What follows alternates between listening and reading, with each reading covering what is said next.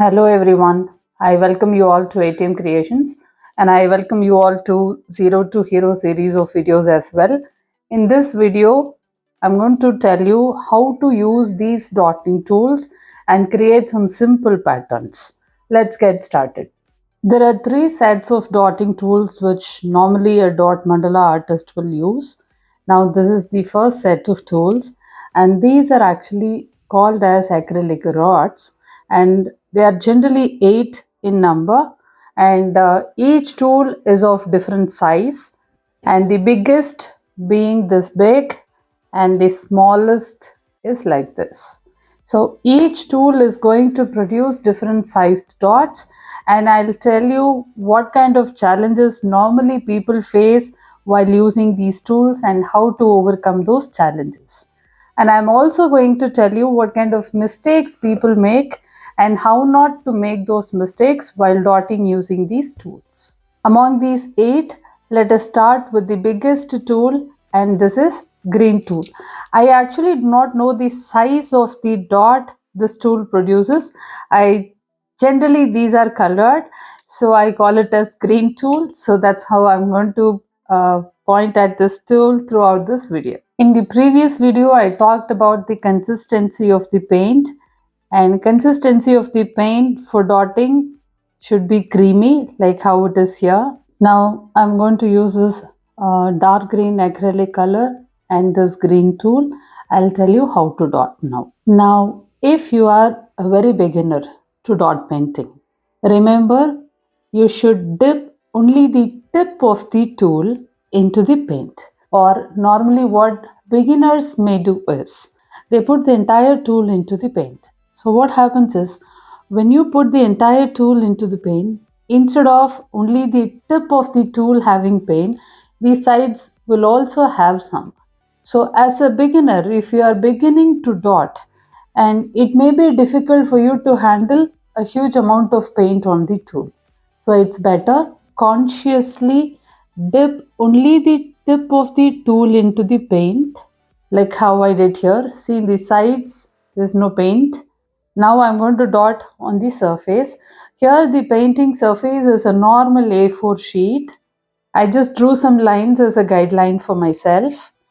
Now, when you have taken the paint and you're going to dot on a surface, make sure you will gently touch the surface and not press hard against it. So now I'm going to gently touch the surface. A dot is created.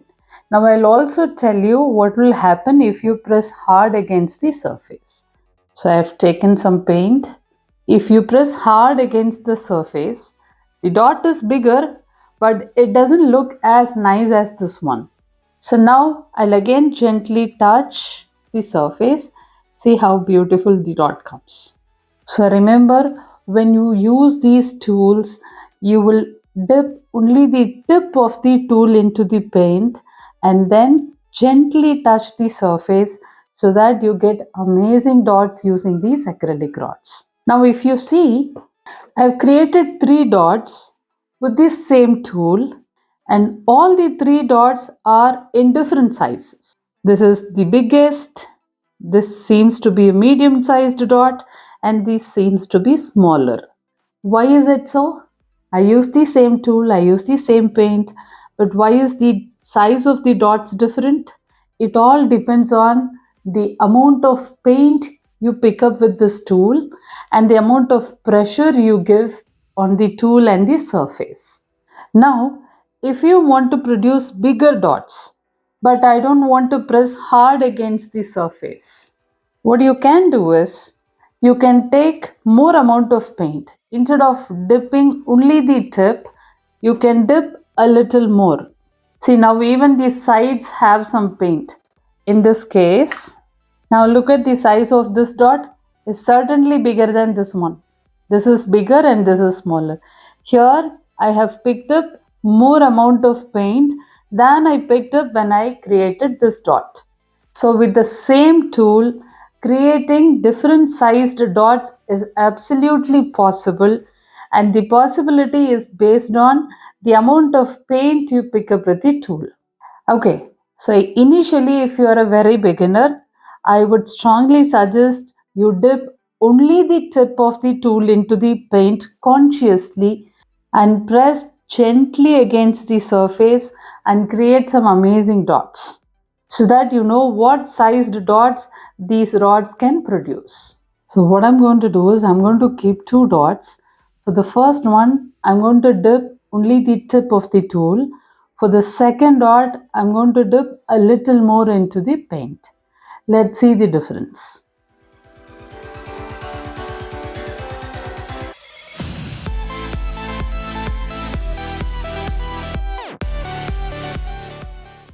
Look at the obvious difference between these two dots. This is smaller, this is bigger, and I use the same tool. And the only difference is here I dipped only the tip of the tool. For this dot, I dipped a little more into the paint like this. Now I'm using the second biggest tool. I call this a yellow tool. I repeat, I don't know the size of the dot this tool can produce. Now remember, the consistency of the paint is extremely important. If it is too runny, before you pick up the paint and go to the surface, it's going to drip off. If it is too thick, even if you press hard, the paint is not going to completely create a perfect dot.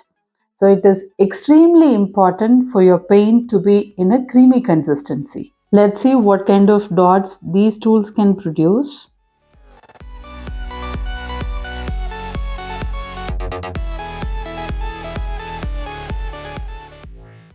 Just to show you the difference, I used the same yellow tool. For the first one, I dipped only the tip of the tool.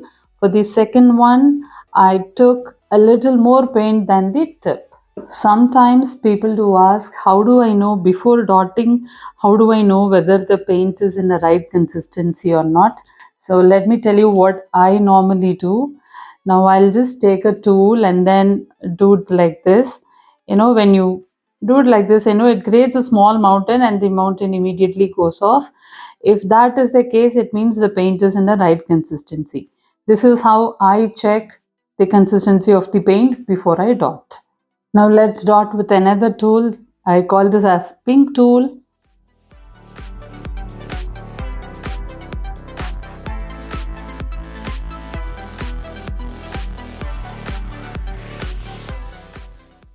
Now for the first two dots, I was so conscious, I dipped only the tip of the tool into the paint. For the third dot, I dipped a little more. Look at the sides here, I dipped a little more. So hence the third dot is bigger than the first two.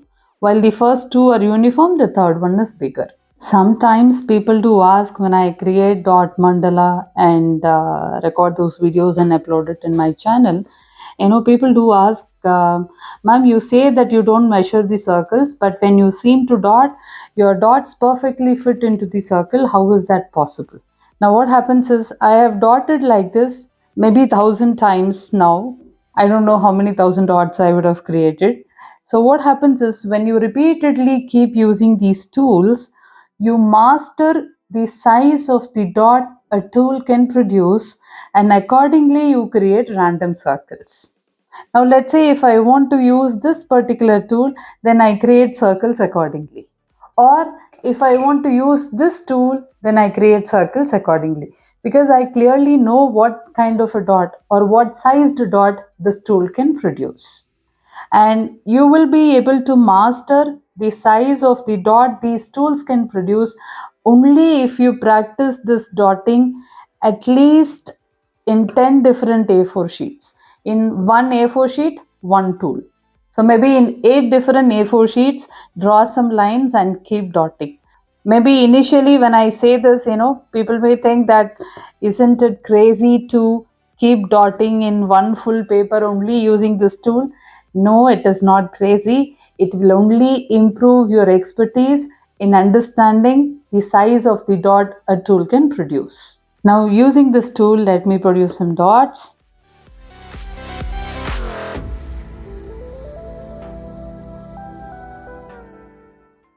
Now if you see these 4 dots, they are incrementally bigger. So what I did was, initially I dipped only the tip of the tool, then a little more, and then a little more than earlier. Now I dipped to whatever extent that is possible. See, a same tool can produce multiple sized dots. It's absolutely possible, and the possibility, I repeat, it is only based on the amount of paint you pick up with the tool. Now this is another tool among those 8 acrylic rods, and I call it as purple tool.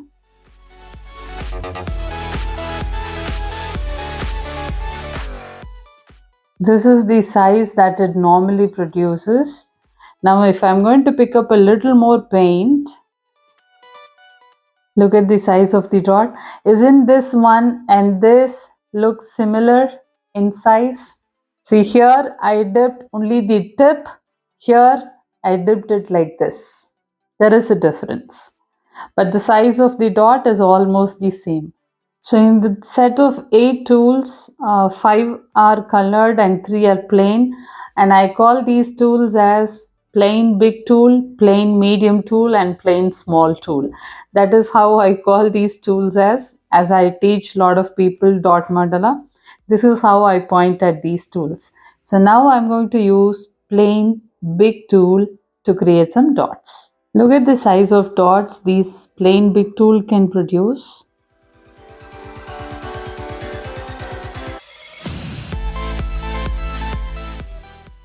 See, these 2 dots are similar in size because I was consciously dipping only the tip of the tool in the paint. Here I picked up a little more. Here I picked up as much as possible with this tool. So again, another example here, the same sized tool can produce multiple sized dots. This is plain medium tool.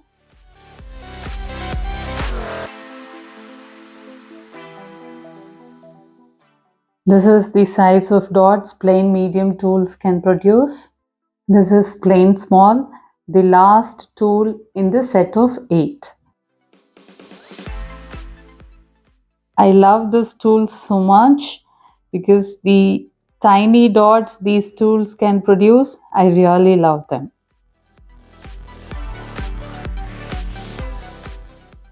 I'm sure this video was useful to all of you. Stay tuned for the next video. In the next video, I'm going to tell you, using these 8 tools, what are the simple patterns that you can create. Thank you for watching this video.